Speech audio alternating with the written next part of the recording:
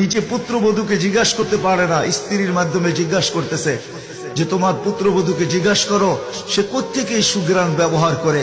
সে রাস্তা দিয়ে বাহির হয়, পুরা পাহাড় কেন, মক্কা কেন, চতুর্দিকে সুঘ্রাণে মোহিত হইতে থাকে। সবাই আমাকে বিরক্ত করতেছে। তো বলতেছে শোনো, আমিও তোমাকে বলবো বলে ভাবছিলাম। আমি না যখনই গোসলখানার থেকে বাহির হয় আর আমি ঢুকি, মনে হয় যেন গোসলখানা কেউ সুঘ্রাণ দিয়ে প্যাক করে রাখছে। আমি জিজ্ঞাসা করব কিন্তু ভাবতে লজ্জায় জিজ্ঞাসা করতে পারতেছি না যে এক তো স্বামী হারা পুত্রবধূ, স্বামী নাই, বড় দুঃখী। আমি তাকে জিজ্ঞাসা করব তো জিজ্ঞাসা করব কি করে? চলো দুইজনে মিলেই জিজ্ঞাসা করি। আমেনাকে ডাইকা জিজ্ঞাসা করতেছে, বেটি জিজ্ঞাসা করার ছিল না, কিন্তু সমাজে মুখ দেখাইতে পারতেছি না। তোমার এই শরীর থেকে সুঘ্রাণ কি করে বাহির হয়? সুঘ্রাণ ছড়ায় কি করে? তুমি কোত্থেকে খুশবু আনো, সুঘ্রাণ আনো আর লাগাও যে তুমি বাহির হইলে চতুর্দিকে মোহিত হইতে থাকে। তো আমেনা ওইখানে থুতু নিক্ষেপ করে আর বলে আম্মা শরীর থেকে না, থুতু মারতে দেরি, সুঘ্রাণ তুফানের মতো বাহির হইতে দেরি হয় নাই।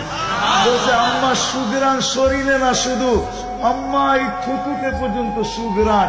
আম্মা এই সুঘ্রাণ আমার না, প্যাকেটটা সুঘ্রাণ, প্যাকেটটা।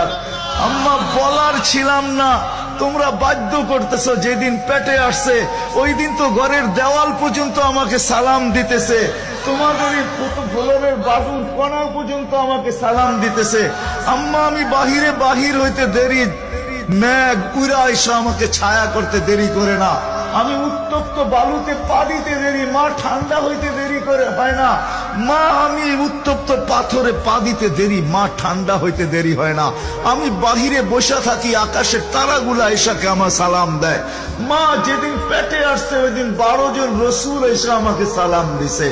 ওই রাত্রে আইসা মা আমাকে মারিয়াম, মা আমাকে আসিয়া, মা আমাকে উখতা মুসা কুলসুম, 3 জন এসে আমাকে মালা পরায় গেছে যে দুজাহানের বাদশা তোর পেটে চলে আসছে।